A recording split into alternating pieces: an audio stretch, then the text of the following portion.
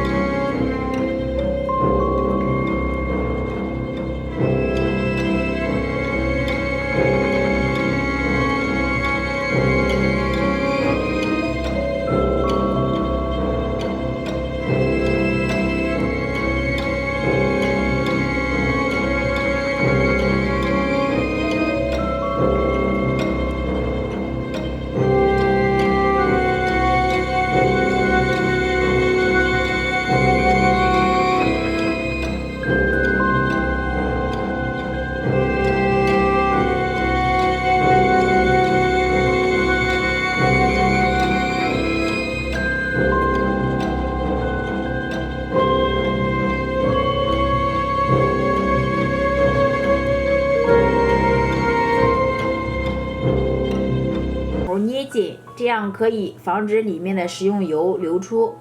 稍微抻拉一下，再像这样给它卷起来，然后再按压一下，像这样一个生坯就做好啦。生坯全部做好之后，盖上保鲜膜，再次松弛20分钟。生坯松弛好之后，再用擀面杖擀薄，像这样尽量擀薄一些。平底锅预热，上面再刷一层食用油，把擀好的生坯放入里面。表面再刷点食用油，盖上盖子，烙至定型。定型之后再翻个面儿，盖上盖子，再烙3分钟。时间到了之后，再反复的翻几次面儿，最后把两面都烙成微黄色，就可以出锅了。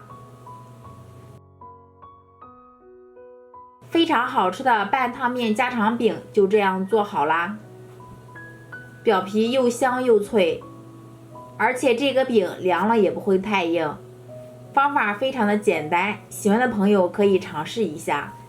喜欢小杨的视频，帮忙转发、关注、评论，感谢朋友们的观看，我们下期再见。